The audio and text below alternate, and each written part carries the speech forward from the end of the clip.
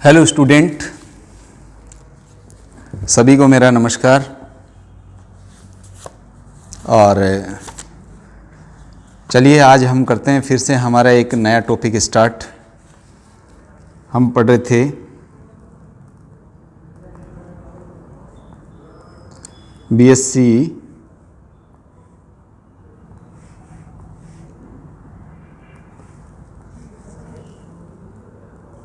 BSc part प्रथम का जो यूनिट सेकंड थी क्लासिफिकेशन वाली, यूनिट सेकंड वो पढ़ रहे थे हम। और आज हम उसी को आगे बढ़ाते हैं। पिछले वीडियो में हमने एनेलिडा के बारे में पढ़ा था। आज का जो हमारा फाइलम होगा उसका नाम है आर्थ्रोपोडा। और आर्थ्रोपोडा जो फाइलम है, आपको यह ध्यान होना चाहिए कि एनिमल किंगडम का सबसे लार्जेस्ट फाइलम आर्थ्रोपोडा ही है। तो आर्थ्रोपोडा का जो पार्ट नंबर 1 है वो आज हम पढ़ने जा रहे हैं, क्योंकि आर्थ्रोपोडा को हम 2 पार्ट में डिवाइड करके कंप्लीट करेंगे। सबसे पहले हम आर्थ्रोपोडा जो है एक ग्रीक वर्ड है और ये 2 वर्ड से कंसिस्ट है। जो फर्स्ट वर्ड है उसका नाम है आर्थ्रोज, और दूसरा जो वर्ड है वो है पोड्स। आर्थ्रोज का मतलब होता है जॉइंटेड, और जो पोडोस होता है इसका मतलब होता है फुट। क्या होता है भाई? फुट। तो इसको हम हिंदी में क्या कहेंगे? जॉइंटेड का मतलब होता है आपके संधित या संधि युक्त, जिनके अंदर बहुत सारे जॉइंट्स हों। जैसे आप देखते हो, आपकी ये फीमर है, फीमर के साथ आपके रेडियस और अल्ना दोनों लगी हुई है इस तरह से। तो ये जॉइंटेड अपेंडेजेज आप उसमें देख सकते हैं। जैसे मकड़ी की टांग है, या मैं कहूँ कि जैसे इंसेक्ट है, कॉकरोच है, कॉकरोच की लेग को देखो आप, उसका ऊपर वाला भाग होगा, फिर उसके नीचे वाला, बहुत सारे जॉइंट्स उसमें देखोगे आप। और जो फुट होता है उसका मतलब होता है उपांग या पाद, उपांग या इसको बोलते हैं पाद। तो यानी ऐसे प्राणी जिनका जो शरीर है वो संधि युक्त होता है या संधि युक्त पाद मिलते हैं, उनके अंदर उपांग मिलते हैं, तो वो सारे प्राणी किस में रखे जाते हैं? वो आर्थ्रोपोडा में रखे जाते हैं। बात करेंगे हम आर्थ्रोपोडा के बारे में, इसकी हिस्ट्री के बारे में। तो सबसे पहले एक साइंटिस्ट थे जिनका नाम था एरिस्टोटल। और एरिस्टोटल को तो आप सभी जानते हैं, जिन्हें कि अरस्तु कहते हैं, यूनान के साइंटिस्ट थे। इन्होंने सबसे पहले क्या है कि जो क्रेप्स का मतलब केकड़े, इन केकड़ों को एक फाइलम में रखा था और उसी फाइलम का नाम आर्थ्रोपोडा था। तो आर्थ्रोपोडा जो फाइलम है उसमें क्रेप्स को सर्वप्रथम रखने का काम जो है अरस्तु ने किया था। लेकिन इस फाइलम को जो लीनियस साहब थे, उन्होंने ऐसे सभी जंतुओं को जिनके अंदर जॉइंटेड अपेंडेजेस होता है उन्हें इंसेक्टा जो टर्म है वो यूज किया था इस फाइलम के लिए लीनियस साहब ने। लेकिन बात आती है कि जो ये आर्थ्रोपोडा वर्ड है ये किसने दिया भाई? तो ये जो वर्ड है आर्थ्रोपोडा, ये दिया वॉन सी बोल्ड ने। किसने दिया? वॉन सी बोल्ड। ये किसने दिया भाई टर्म? वॉन सी बोल्ड ने दिया था ये टर्म। और इसको हम largest phylum of animal kingdom कहते हैं। Largest phylum of animal kingdom.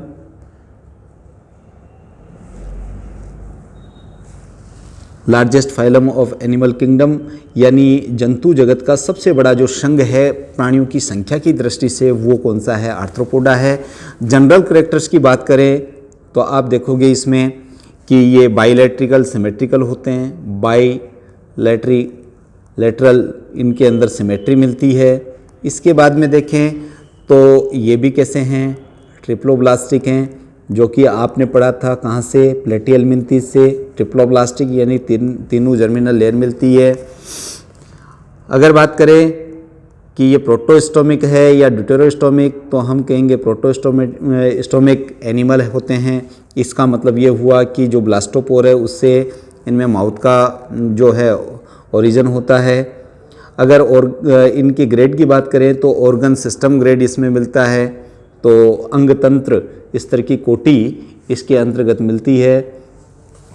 इसके बाद में हम देखते हैं कि साहब इसके और क्या करेक्टर हैं। तो अगर इनके अंदर देखें तो जॉइंटेड अपेंडेजेस मिलेंगे और साथ में ये मेटामेरिकली सेगमेंटेड होते हैं। तो मेटामेरिकली सेगमेंटेड एनिमल है ये। मेटामेरिकली सेगमेंटेड एनिमल है, साथ में जॉइंटेड अपेंडेजेस मिलते हैं जो इनके अंदर एक्सोस्केलेटन होगा, एक्सोस्केलेटन यानी बाह्य कंकाल। जो बाह्य कंकाल होगा, एक्सोस्केलेटन होगा, वो किससे बना हुआ होगा? वो काइटिन से बना हुआ होगा। काइटिन जो है उसके द्वारा इनका एक्सोस्केलेटन मेडअप होता है, जो कि प्राणियों की सुरक्षा करता है।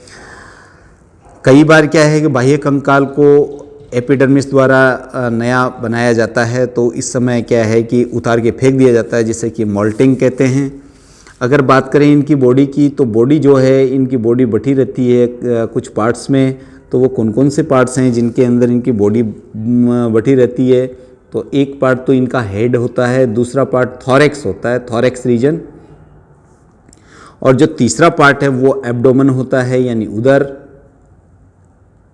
एब्डोमेन। तो 3 पार्ट्स में इनकी बॉडी डिवाइड होती है, हेड, थोरैक्स एंड एब्डोमेन, अर्थात सिर, वक्ष, उदर। और जो ये सिर और थोरैक्स है, ये दोनों मिलकर के एक स्ट्रक्चर परफॉर्म करते हैं जिसे हम बोलते हैं सेफेलोथोरैक्स। क्या बोलते हैं? सेफेलोथोरैक्स। इसको क्या बोलते हैं? सेफेलोथोरैक्स। तो सेफेलोथोरैक्स जो है, इसका मतलब है कि सिर और वक्ष भाग जो जुड़ करके सिरोवक्ष का निर्माण करते हैं। अगर सिलोम की बात करें तो इनकी बॉडी में जो सिलोम मिलेगी वो हीमोसिलोमिक होगी, सील मिलती है, और साइजोसिलोमिक प्रकार का इसका ट्रियोसिलोम जो है वो तो जिस तरह से हम देखते हैं कि एंट्रोसिलोमिक और साइजोसिलोमिक, तो साइजोसिलोमिक का अभाव होता है। अगर बात करें ब्लड वेस्कुलर सिस्टम की, यानी रक्त परिसंचरण तंत्र की, ब्लड वेस्कुलर सिस्टम की, तो ब्लड वेस्कुलर सिस्टम देखोगे आप तो वो ओपन टाइप का होगा, यानी खुले प्रकार का होगा। इसका मतलब ये है कि जो इनके अंदर ब्लड बहेगा उसको ले जाने के लिए विशेष प्रकार की ब्लड वेसल्स नहीं मिलेगी। हार्ट जो इसमें होगा, जिसे आप कहते हो हृदय, तो हृदय जो है वो कहाँ पर प्रेजेंट होता है? वो डोर्सली प्रेजेंट होता है, डोर्सल सरफेस पे, यानी पृष्ठ पे है, और न्यूरोजेनिक होता है, ये मायोजेनिक नहीं होता। यानी आप देखोगे तो जो हार्ट बीट जो है वो उसमें या रिदमिक जो कॉन्ट्रैक्शन और रिलैक्सेशन हार्ट का होगा वो न्यूरोजेनिक होगा, न कि मायोजेनिक, मसल्स से नहीं होगा। अगर इसकी बात करें पिगमेंट की, रेस्पिरेटरी पिगमेंट इसमें होता है या नहीं होता, या जिसे हम कहते हैं भाई श्वसन वर्णक, तो ये श्वसन वर्णक इसमें कोई भी नहीं मिलता। और कुछ में हीमोग्लोबिन और हीमोसाइनिन प्लाज्मा में घुला रहता है। लेकिन आप ये समझ के चलिए कि इनका जो ब्लड है वो मानव के ब्लड की तरह कलरफुल या मैं कहूँ रेड इन कलर नहीं होता अपीयरेंस में। और इनके जो माउथ पार्ट हैं बड़े ही विकसित होते हैं। जो इनके माउथ पार्ट होंगे, यानी जो मुख के उपांग होंगे, माउथ पार्ट्स जो होंगे वो पूर्ण विकसित होंगे, वेल डेवलप्ड होंगे। और पूर्ण विकसित होने से क्या है कि ये वेल डेवलप्ड होंगे। और ये किसके लिए होता है? ये होता है आपके बिटिंग के लिए, चेविंग टाइप के, लैपिंग टाइप के, स्पॉन्जिंग टाइप के, पियर्सिंग टाइप के, सल्सिंग टाइप के, या मैं कहूँ काटने वाले, चबाने वाले, या चाटने वाले, या सक्किंग टाइप के, या फिर छिद्र बनाने वाले, कई प्रकार के ये मिलते हैं। इसके तत्पश्चात अगर मैं देखूँ तो जो रेस्पिरेशन होगा इसमें, रेस्पायरेशन यानी श्वसन की क्रिया, वो जनरली क्या होता है, मैंने कहा कि इसके अंतर्गत रेस्पिरेटरी पिगमेंट तो है नहीं, तो ये किसके द्वारा होगा? ये विशेष संरचनाएं जो है ट्रेकिया के द्वारा थ्रू हो सकता है। कुछ प्राणी इसके ऐसे होते हैं जिनके अंदर गिल्स मिलते हैं, कुछ प्राणी ऐसे होते हैं जिनके अंदर लंग्स मिलते हैं। तो कई प्रकार का मोड ऑफ एक्शन है रेस्पिरेशन के लिए, लेकिन उसमें जनरली ये ट्रेकिया को यूज़ करते हैं। अगर बात करें इनमें एक्सक्रीशन की, तो एक्सक्रीशन जो होता है, एक्सक्रीशन यानी उत्सर्जन की क्रिया, वो उत्सर्जन की क्रिया जिन विशिष्ट संरचनाओं के द्वारा होती है, तो हम ये कह सकते हैं कि वास्तविक जो नेफ्रिडिया है या जो ट्रू नेफ्रिडिया है वो तो नहीं होते, लेकिन फिर भी इनमें उत्सर्जन की क्रिया या तो होगी मेल पिगियन जो ट्यूब्स होती है उनके द्वारा, मेल पिगियन नलिकाएं जो होती है उनके थ्रू होगा, और या फिर किसके द्वारा होगा, कुछ प्राणी ऐसे होते हैं जिनके अंदर ग्रीन ग्लैंड्स मिलती है, और जो ये ग्रीन ग्लैंड्स है उनके थ्रू भी एक्सक्रीशन की प्रक्रिया होती है। इस आर्थ्रोपोडा जो फाइलम है वो हम जानते हैं कि बहुत बड़ा फाइलम है, largest phylum of the animal kingdom है, तो इसमें बहुत सारे प्राणी हैं। तो कुछ प्राणी इसके ऐसे होते हैं जिनमें कोक्सल ग्लैंड पाई जाती है, और ये कोक्सल ग्लैंड जो है वो एक्सक्रेटरी ऑर्गन के रूप में काम करती है। तो 3 तरह की स्ट्रक्चर यहाँ पर मिल गई हमें। एक तो मेलपिगियन ट्यूब्स जो होती है, मेलपिगियन नलिकाएं, और हरित ग्रंथियाँ और कोक्सल ग्रंथियाँ, इनके थ्रू जो है उत्सर्जन की क्रिया होती है। अगर बात करें इनके नर्वस सिस्टम की, तो नर्वस सिस्टम यानी तंत्रिका तंत्र भी बड़ा स्पेशल होता है। और नर्वस सिस्टम में अगर हम देखेंगे कि भाई क्या संरचनाएं मिलती हैं, तो नर्वस सिस्टम में एक डोर्सल जो है नर्व कोड मिलेगी, एक तो डोर्सल हो गई, और साथ में एक डबल पेंट्रल नर्व कोड हो गई। एक क्या हो गई, डबल पेंट्रल नर्व कोड हो गई। तो ये इस जो कंसिस्ट है वो नर्वस सिस्टम हो गया। और उसके साथ में अब हम देखते हैं सेंस ऑर्गन इसके। तो जो सेंस ऑर्गन है, सेंस ऑर्गन को आप बोलते हो संवेदी अंग, अर्थात जिससे कि संवेदनाओं को बॉडी ग्रहण करती है और उनके प्रतिक्रिया फलस्वरूप या उनके प्रभाव के फलस्वरूप प्रतिक्रिया उत्पन्न करती है, जिससे कि संबंधित अंग या संपूर्ण शरीर उस उद्दीपन के प्रति प्रतिक्रिया दिखाता है। तो इसमें अगर आप देखोगे तो संवेदी अंग जो है बड़े ही सिंपल टाइप के होते हैं, सरल प्रकार के, स्पेशलाइज्ड संवेदी अंग इसमें नहीं मिलते। तो इसमें सिंपल और जैसे कॉम्प्लेक्स टाइप कॉम्प्लेक्स आइज़ मिलती है, जिनको बोलते हैं हम आप संयुक्त नेत्र, कंपाउंड आइज़, और एक सरल नेत्र है, एक संयुक्त नेत्र है। इसके अलावा कीमो रिसेप्टर इनके अंदर मिलते हैं, कीमो रिसेप्टर जिनका काम है रसायनों के प्रति ज्ञान कराना। इसके साथ में टेंगो रिसेप्टर है। टेंगो रिसेप्टर का मतलब होता है कि स्पर्श के बारे में ज्ञान कराने वाले रिसेप्टर इसके अंदर मिलते हैं। तो ये कुछ जो है सेंसरी ऑर्गन्स के बारे में हमने देखा। अब हम देखते हैं कि मेल और फीमेल के बारे में चर्चा करते हैं।